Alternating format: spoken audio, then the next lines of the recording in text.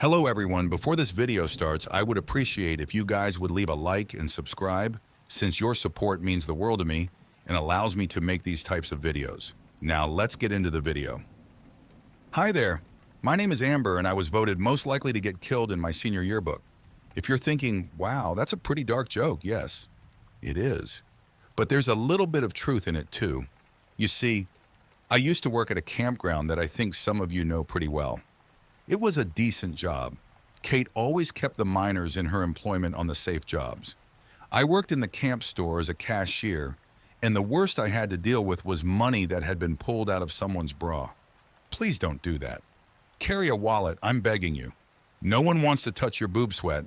Around here, our lives are pretty much lined up for us before we get out of high school. Not many people leave, so it's expected that you have yourself figured out before you graduate. For me, it looked pretty likely that I just keep working at the campground. I was reliable, so Kate kept hiring me year after year as seasonal help. And generally, when you've spent all of high school working at the campground, you've got a good shot at getting a permanent spot when they open up. Hence the yearbook entry. It's not that I'm bad at following rules or anything.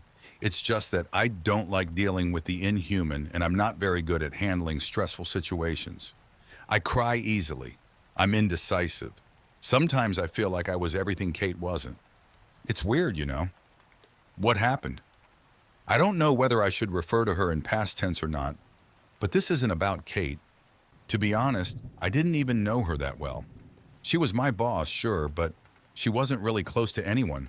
I can't really tell you anything you don't already know. I actually learned a lot about her when I read over all those posts she made. Yeah, I found them, obviously. No one else around town has, though, because the rumors would be everywhere if someone had. And I'm not about to say anything. It's nice, though, to have a group of people that already know all about the campground. I feel like I can come here and write this out and have people that understand my situation. Much like Kate, my future was laid out in large part by my family. Unlike Kate, it wasn't a future I wanted.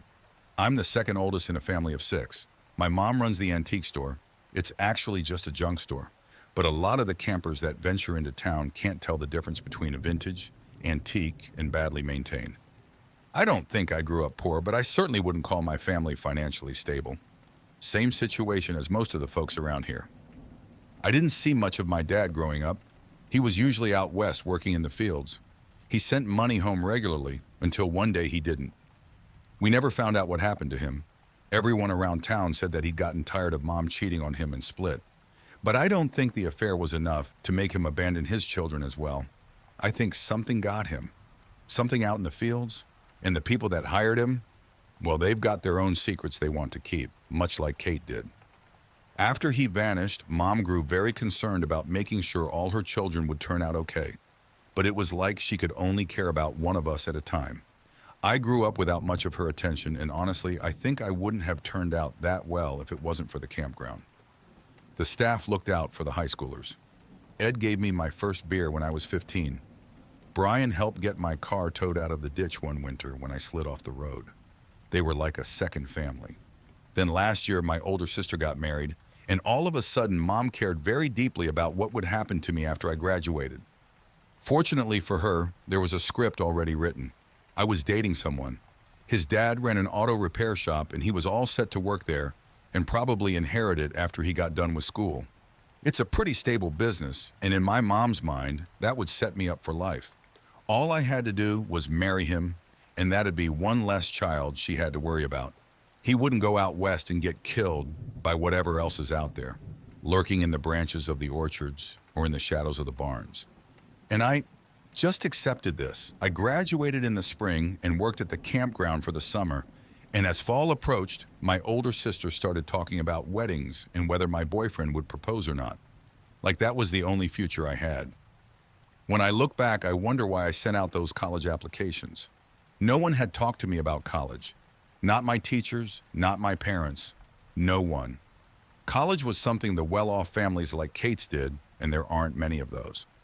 I just went to the library one day, printed out some applications, wrote an essay, and sent them in. It felt like I was someone else at that moment, acting on a crazy whim.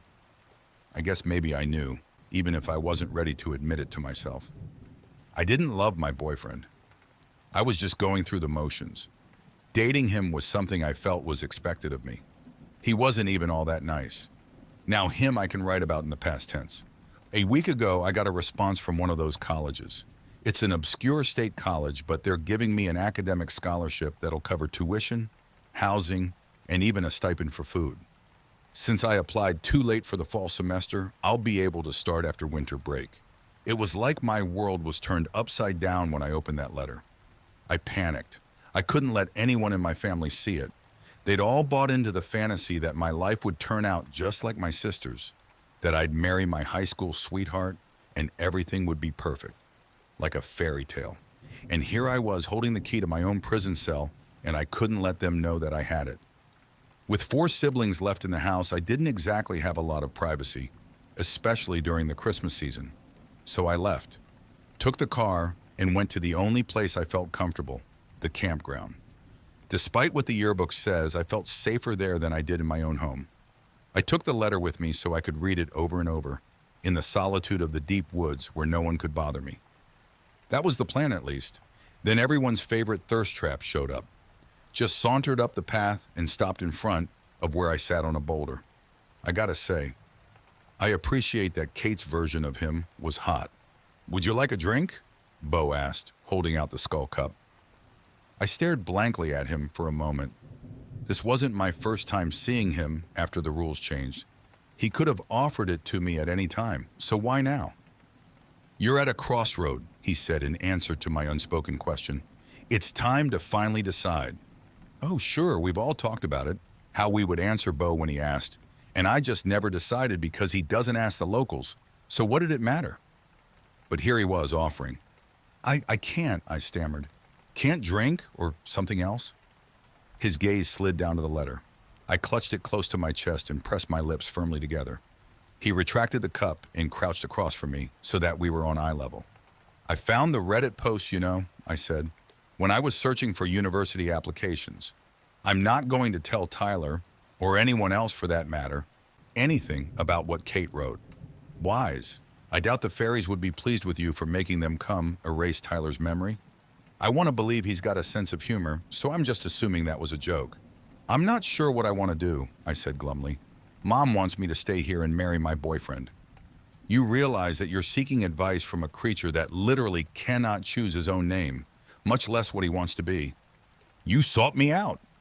He inclined his head slightly, and I thought it was conceding the point, but there was a faintly mocking smile on his lips as he did. Perhaps he didn't seek me out. Perhaps I called him, just as Kate used to. "This wouldn't be a difficult decision if you'd already decided to stay," he said, rising to his feet. "Staying with what you know is always the easier choice. There is comfort in familiarity." "He hit me," I whispered. "My boyfriend. I haven't told anyone else yet. Pain can be familiar." He turned to leave. I glanced up at him in surprise. "I still haven't decided if I want a drink or not," I said. "It wasn't a serious offer. You belong to something else tonight." Startled, I looked around me.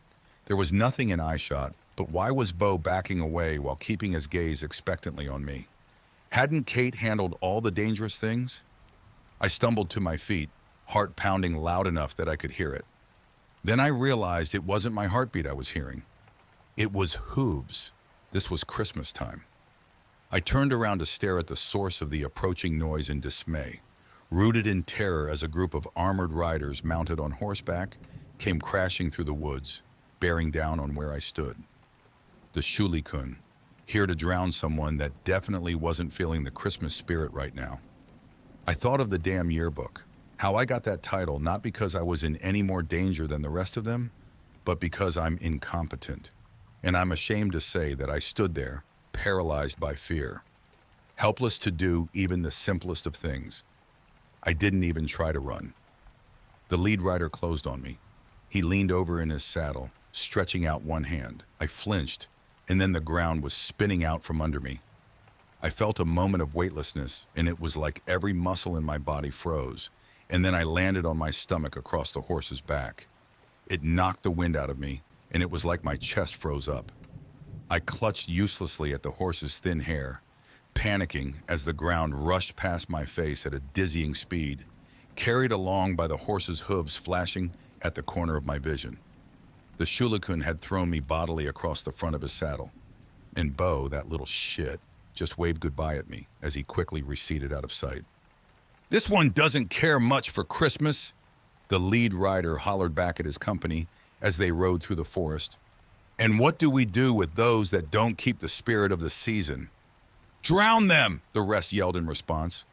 "But I'm on the campground," I wailed. "Tyler bought the lake," the rider replied smugly. "Signed the paperwork yesterday." "Angle, I'm a little salty at Tyler for that." "I'm sorry," I sobbed. "There's a lot going on right now. Can I get a second chance?" "Show us your devotion," one of the Shulakun cried.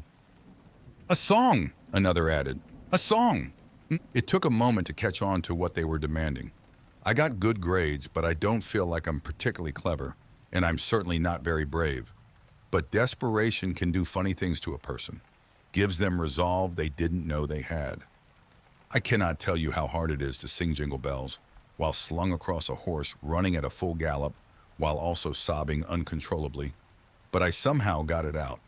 And then the rider grabbed hold of my jacket once more and heaved me off. I landed headfirst in a snowdrift. I was stuck up to my waist and I kicked helplessly, thrashing in blind panic as the hoofbeats receded. Maybe they wouldn't drown me, but I'd suffocate if I didn't get out of the snow.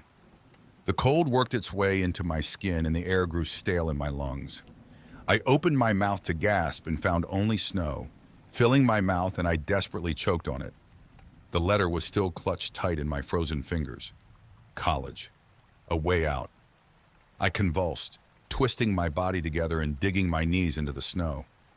The spastic, desperate motion broke off a chunk of the wet snow and sent it sliding down the snowbank.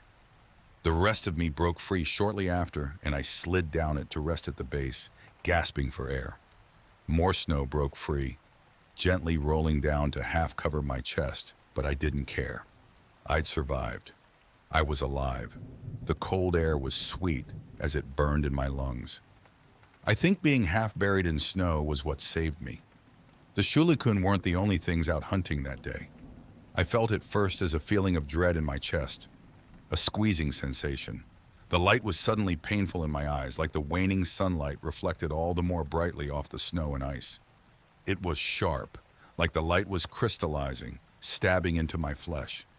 My breath came out in a thick cloud and my tears froze on my cheeks. Footsteps. Heavy, even footsteps. I turned my head to the side, not daring to move any more than that. A massive figure was slowly trudging through the woods, shoulders hunched and head bowed. Its matted fur was the color of the tree bark, and curving horns protruded from its deformed skull. It glittered with frost, silver dusted on the tips of its horns and the ends of its fur. Its hooves left deep imprints in the snow that crackled with ice as the snow melted and immediately refroze in its wake. I shifted, burrowing deeper into the snow. My leg dislodged more of the snowbank, and it tumbled down over me, enveloping my body and covering my face and head so that I could barely see through a thin layer of white powder. The footsteps paused. The snow creaked as it shifted. It turned and walked in my direction. I sucked in one last deep breath and held it. I didn't dare exhale. I didn't dare do anything that could possibly alert it to my presence, hidden beneath the snow. Paralyzed with fear, I watched as its hooves stomped closer. I could smell sulfur and the snow steamed at its feet. It stood over me, an immense foul presence that I could feel on my skin. Like insects were crawling down the back of my jacket, running across my spine. My lungs burned, thirsting for air, but I grimly held on. I embraced my terror, letting it paralyze my limbs. The creature stood there for a long, agonizing moment. Then ponderously it turned away. The smell of moss and rot went with it. A chain trailed behind it. It was clutched in one hand, taut against the weight it dragged behind it. I finally took a breath, shallow, shaking, as the rattle of the chain covered any noise I might make. I watched as the chain bounced past me until it ended, wrapped tight around the neck of the body it was dragging behind it. My boyfriend. His body was frozen solid with his hands clutching at the chain wrapped around and around his neck. His eyes were open, bulging like glass marbles, and his tongue stuck out from between his frosted lips. His legs dragged behind him like a doll, leaving shallow furrows in the snow as he slid past me. Krampus had come to take all the wicked boys and girls away. I remained hidden under the snow as he continued on his slow journey through the forest, dragging my boyfriend behind him like a sled. I didn't work up the courage to move until long after he'd gone. Only once I was convinced I was entirely alone did I finally crawl out of the snow, shaking violently, and stumbled back through the woods to find a familiar path before the sun set entirely. Tyler found me at the edge of the forest. He saw my car in the parking lot and went searching for whoever was still on the campground. He's a nice person. His wife made me hot chocolate while I warmed up inside their house, shaking violently as my hands and feet thawed. Then he let me use his computer to fill out the university's acceptance form and register for my first semester of classes. I haven't told my family yet. In fact, I haven't told anyone in town. I might not tell anyone until the day I leave. I'm telling you though, because I feel like I can. I'm going to leave all this behind me. I'm not Kate. I'm not stuck here because of my family or any other obligation. I'm not going to die to something inhuman like my yearbook entry says. I'm going to college instead. Thank you for watching the video fully. Please hit the like and subscribe button since I could not make these videos without your support, and it means the world to me.